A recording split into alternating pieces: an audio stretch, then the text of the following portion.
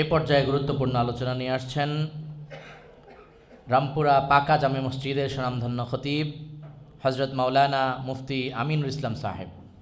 আমি হজরতকে সংক্ষিপ্ত আলোকপাতের জন্য সবিনয় অনুরোধ করছি। نحمده ونصلي على رسوله الكريم أما بعد قال الله سبحانه وتعالى في كلامه المجيد وفرقانه الحميد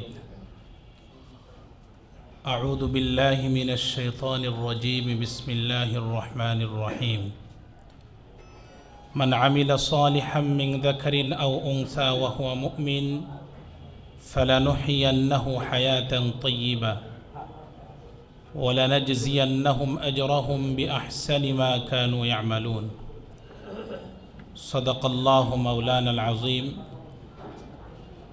قال رسول الله صلى الله عليه وسلم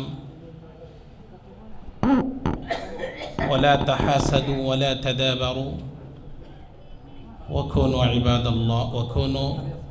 عباد الله إخوانا أو كما قال النبي عليه الصلاة والسلام সোনাগরী গর্বমরা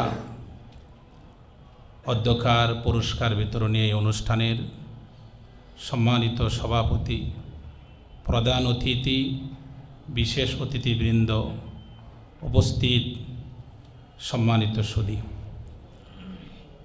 আল্লাহ রাব্বুল আলামিনের দরবারে প্রথমে শুকরিয়া আদায় করছি যে মহান রব্বুল আলামিন অত্যন্ত মেহেরবানি করে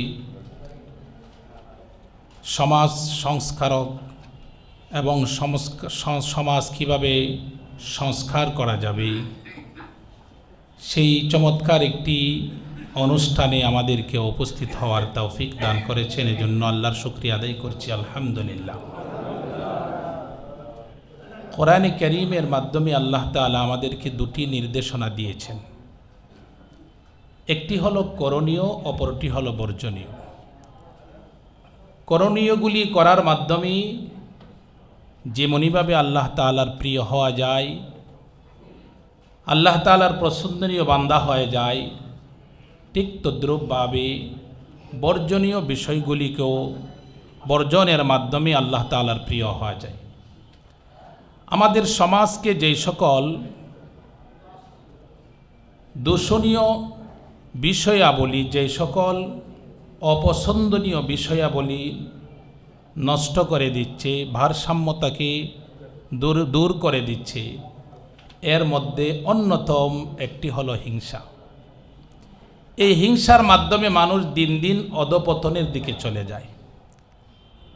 পক্ষান্তরে একটি মানুষ বিনয়ের মাধ্যমে দিন দিন উচ্চ থেকে সম্মানের উচ্চ আসনে সমাসীন হতে পারে।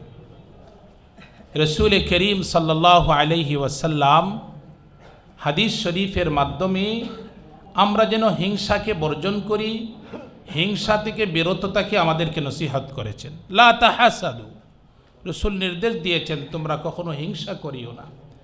হিংসা এমন একটা জিনিস যেটা তোমার নেকিকে পুরে সারখার করে দেবে, সমাজের শান্তিকে দূরীভূত করে দেবে।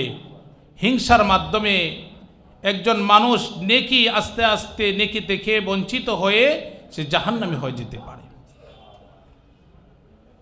হিংসুক পৃথিবীতে কখনো শান্তিতে বসবাস করতে পারে না।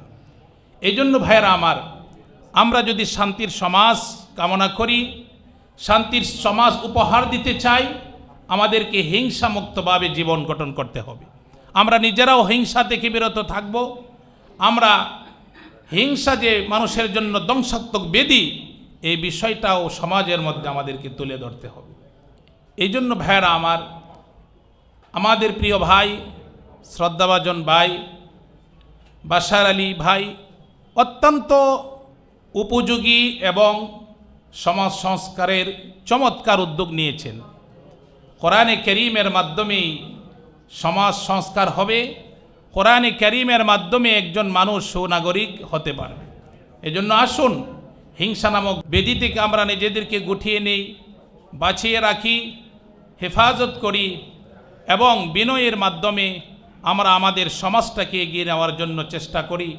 আল্লাহ তাআলা আমাদের সকলকে তৌফিক দান করুন, আমিন। মালিকের দরবারে প্রার্থনা আজকের এই অনুষ্ঠান এবং এই উদ্যোক্তা যারা আছেন তাদের মনোবাঞ্ছাকে আল্লাহ তাআলা যেন পূরণ করে দেন, সমাজ যেন সংস্কার হয়ে যায়। আল্লাহ পাক সকলকে তৌফিক দান করুন, কবুল করুন, আমিন। ওয়া আখির দাওয়ানা আলহামদুলিল্লাহি রাব্বিল আলামিন।